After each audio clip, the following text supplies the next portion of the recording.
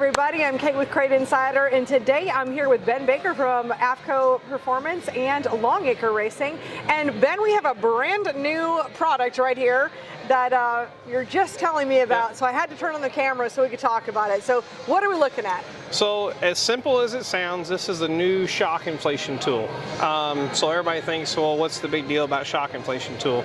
So we took a lot of time trying to think about, okay, as a shock company, as a shock user, what are some things that we would like to have to make life easier, basically?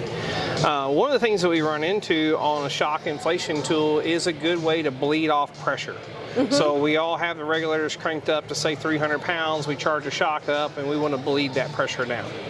So in the past, a couple different ways you've been able to do that is to simply loosen up the Schrader valve fitting and just let it escape out that way.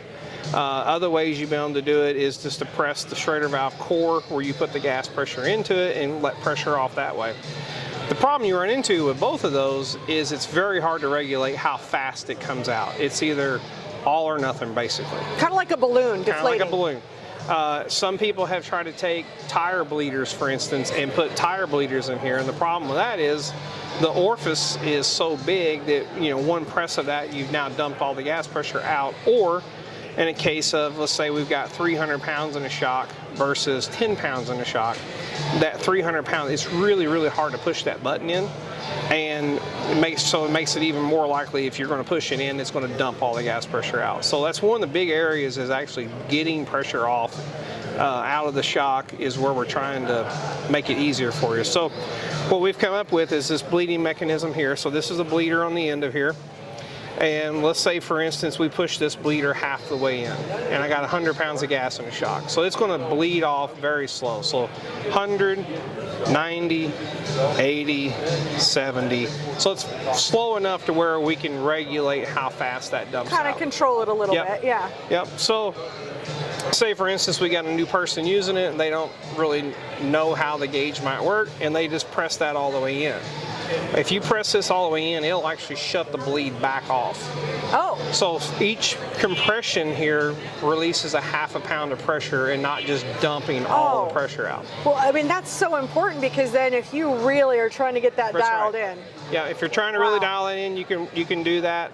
The other unique thing about this button is if you press it now with no pressure on it, it's going to be the same pressure when I go put 300 pounds in the shock. I'm not going to make it where that button's extremely hard to press in. So it's going to be a consistent pressure, which makes it easier for you to let pressure out of it easier and slower and adjust the pressure where you want it. So from a user standpoint, the usability of this gauge is greatly improved over what is traditionally on the market. And then lastly, you know, we've incorporated one of our digital gauges on it, so now on the really low pressure stuff where we're getting down playing 10 pounds or so for like micros and quarter midgets and different things like that, we can see that lower pressure as well.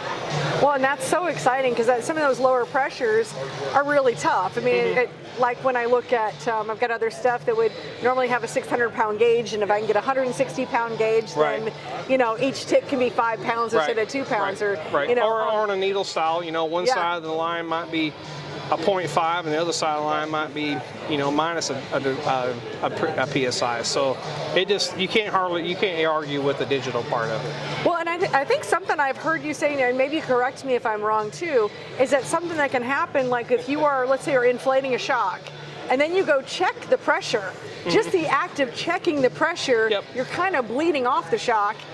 Yeah, so on a tool like this is exactly what it says. This is an inflation tool.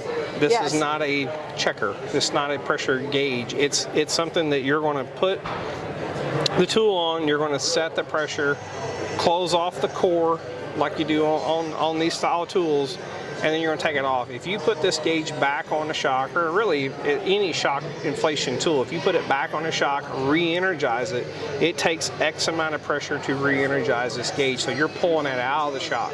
Okay. So it's never going to be what you actually set it at. So you're always going to start it at as an inflation tool. Great. I mean, and that's some good information for everyone to know, because if I'm guessing that people probably would use it for Yeah, a lot of people, checker too. you know, a lot of people from the shock side, they'll call up and say, well, my shocks are losing gas. Well, no, they're not.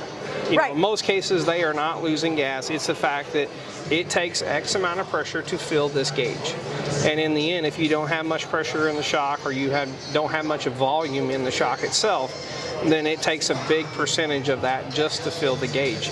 It's exaggerated on gauges. You know, we sell one of them that has a hose on it. So now I'm having to fill that entire hose, which is even worse. Yes. So you know, always look at these gauges, no matter whose they are. These are inflation tools. These are not checking tools. Okay. And they're going to work on really. Do all shocks have a universal? Valve. Yeah, any Schrader valve. Okay. Yeah, great. Schrader valve. The Schrader valve thread is pretty much a standard use, no matter where you're at. Perfect. Well, I'm so excited to have this brand new product. I love tools.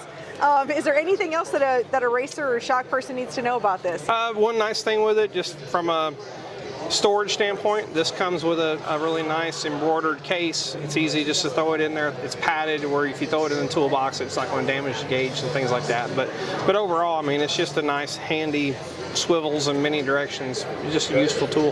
Well, and I like the outside of it too. It would be grabbable. I mean, it's got a grippy, kind of a rubbery type of surface, so we don't. I can't tell you how many times that tools literally just slip out of my hands and end up on the ground. So it's nice to be able to get a little bit of a grip on that. So, all right. Well, thank you so much, Ben, for your time. Thanks for creating this awesome tool. Thank you guys for watching, and we'll see you in another video.